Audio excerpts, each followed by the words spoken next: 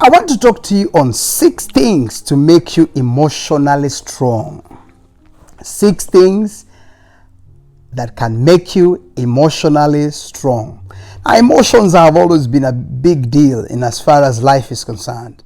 Many times because of emotions, people have lost major things because their emotions took them in the wrong direction, or their emotions caused them to make decisions that were not right.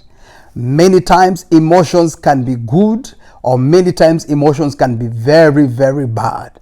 But you know what? When you understand how to control your emotions, how to regulate your emotions, how to handle your emotions, and ultimately actually make your emotions strong, so much so that they are helping you to move forward, then you become a better person, you become a great achiever, and you have a great success in as far as life is concerned. I've been talking this week, for those of you who follow me, on issues to do with making yourself mentally strong. And I've used time and again in every of the videos this week, I've just referred to 3 scriptures, yet on also some few here and there. But the main scriptures I've been talking from was one from Ephesians chapter 6, verse number 10, where it says that finally be strong in the power of his might. Finally be strong in the Lord and in the power of his might. Then I also was mentioning 2 Chronicles chapter 15 verse 7, where it says that, but as for you, be strong and courageous, for your work will be rewarded. In other words, when you're strong, when you're courageous, when you are mentally strong, you will be rewarded. Every time you are strong in any level of life, there is always a reward that comes together with that. And then 1 Corinthians, I have said in previous videos in chapter 16, verse number 13, that be on guard, stand firm in the faith, be courageous, and be strong. Strength is a great thing in as far as life is concerned, but the biggest place or the biggest faculty in your life that needs to be strong is your mental faculty. Your mental ability, when it is strong, you can achieve anything in as far as life is concerned. So, what am I saying? I want to talk to you about 6 things that will make you emotionally strong. Why am I relating emotions with the mind? It's because every emotion that you have in your life has to do with what goes on in your mind, has to do with what goes on in your brains. Number 1, and this is so important, number 1 is that you must be less discouraged by setbacks. You must train yourself and train your mind, train your emotions not to get into a place of discouragement when you get into a place of setbacks. Setbacks do come in life. We live in life on a daily basis, trying to do things, but once in a while, or maybe even more than once in a while, you find things don't work out for you. Or you find you're trying to progress, but instead of taking 1 step forward, you find yourself sometimes taking 2 steps backwards. Because things do happen in life, and that's something we cannot rule out. Things happen. There are times you will try to do some things, but because of whatever conditions, those things don't work out. There are times you try to build a relationship, but for whatever reason, those relationships break. There are times you want to do a certain deal, financial deal, but for whatever reason, that deal does not go through. There are times you want to do a particular project, but for whatever reason, that project doesn't take off. It's called a setback. But listen to me, you cannot continue living in a setback, because when you allow setbacks to keep you down, when you allow setbacks to keep you in a place where now you are so discouraged that you cannot move on, then you end up not becoming an achiever, you end up losing, and you end up going nowhere in as far as life is concerned. You must not allow the discouragements of setbacks to keep you down. The Bible says a righteous man might fall 7 times, but even after the 7th, the 6th, the 5th, the whatever times he falls, keeps on falling, he will rise up again. That basically means that's a man who does not allow setbacks to keep them down. So that is the first thing. One of the ways of keeping your emotions strong, or one of the ways of making your emotions strong, is you must be less discouraged by your setback. Number 2, you must be more adaptable to change. If you are going to be strong emotionally, you must be willing to change when things change. You must allow yourself to adapt to a change when a change occurs. You see, one of the things that can be very distressing and very discouraging is when a change occurs that you are not expecting, or when a change occurs which you are not wanting or you never desired, but it has happened. Listen to me. If it happens, it has happened, then the only thing you can do is align yourself, adapt to it, and move on. Listen to me. Don't allow yourself to be stuck in a position that you're not supposed to be in because a change has occurred. You must learn to swim with the flow. You must learn to go with the current. You must learn to go with what is going on, because when you go with what is going on, you end up becoming an achiever, and your emotions are not disturbed. Your emotions are not crushed. You don't find yourself being down because you refuse to change. Change is always there, and when change comes, the best thing you can do is to align yourself to the change. Adapt to it. Don't allow yourself to stick and say you're not moving anywhere. You know, if people are going, go. If things are changing, change. If a condition is happening, happen with it and change. You know, don't try to stop the inevitable, because if you try to stop the inevitable will ultimately crush you and leave you a very distressed man or woman. As the second thing, the third thing is that you must have skills to recognize and express your need. You must have the skills to recognize and express your needs. You must have the skills to recognize and express your needs. What does that suggest? Is that whenever you have a scenario going on in your life, when you have a situation that is going on in your life, number one, you must discover it and accept it, acknowledge it. Say, yes, there's something going on in my life. You must recognize it, and then you must know how to express it and whom to express it to. Don't die with a situation and yet there are people around you who can help you. Don't die in a condition and yet there are people who you can talk to, and most likely they will deliver you or they will help you get out of that condition.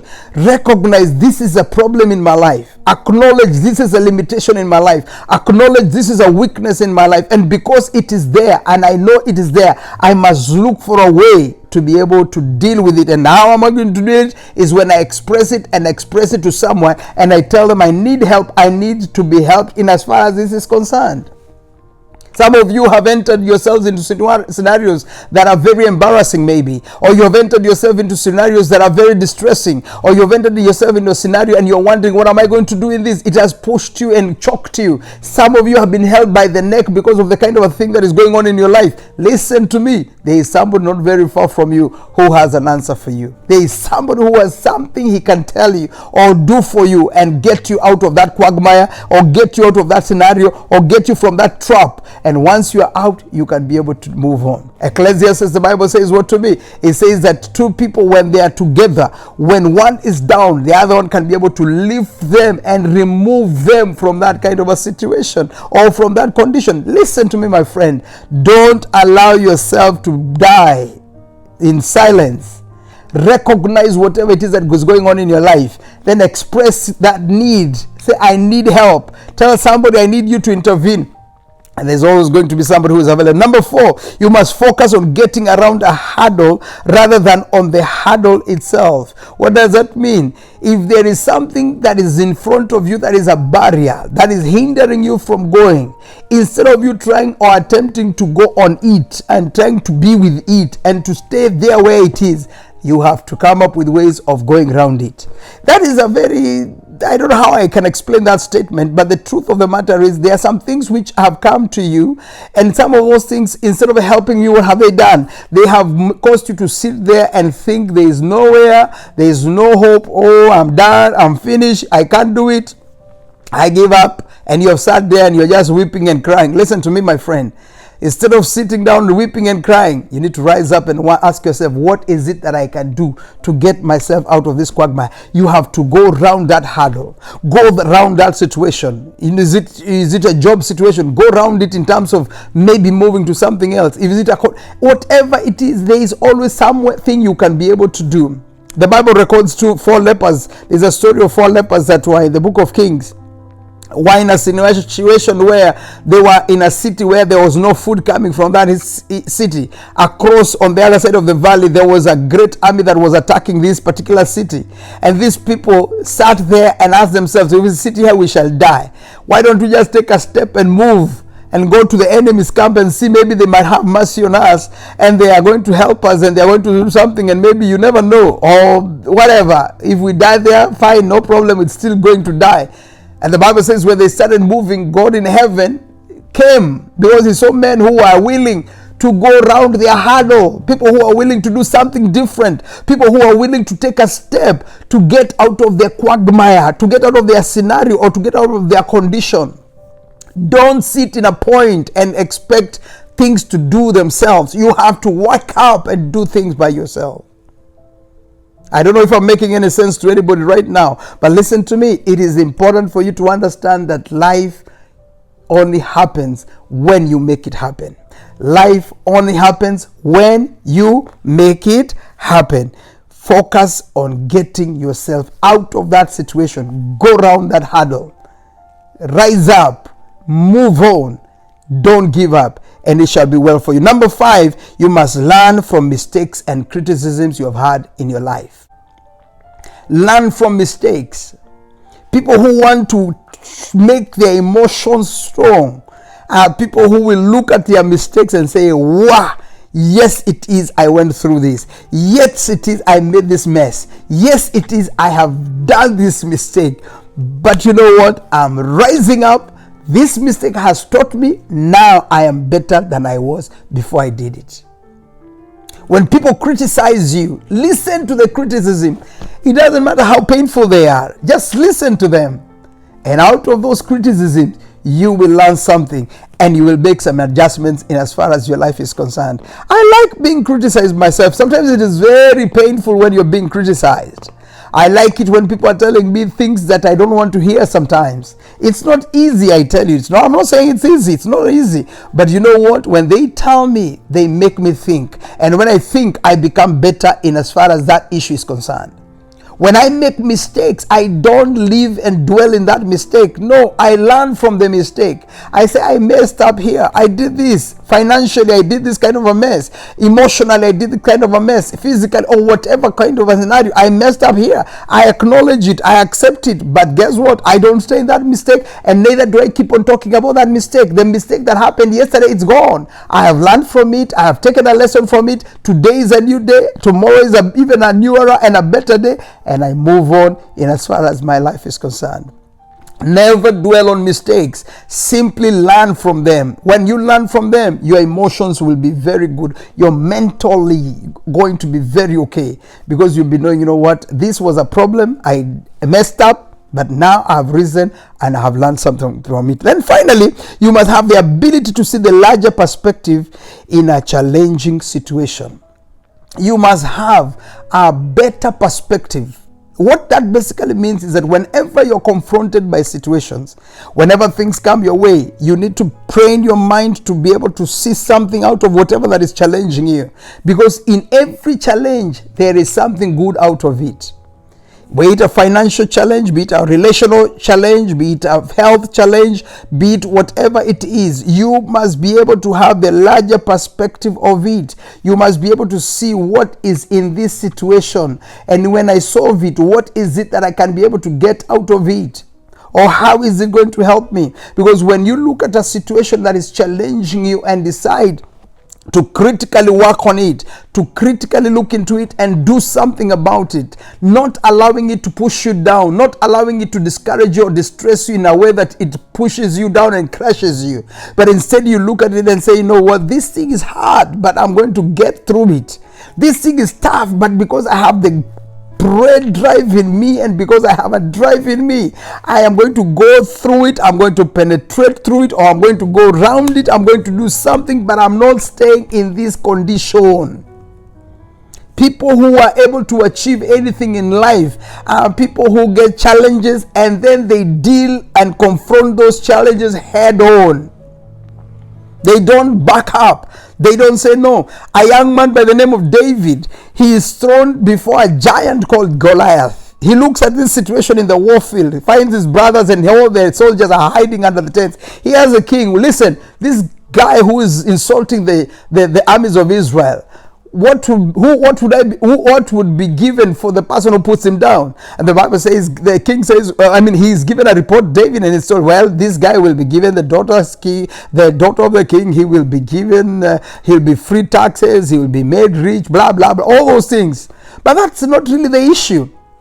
David looked at this thing and he remembered that he has a backup, number one, of God, and then he realizes he has skills which are not common, but with those skills he can bring down anything. He remembered the time he killed the bear, he remembered the time he killed the lion, and he realized, listen, the same skills which are not necessarily even professional skills, if I apply them here, they are going to still work.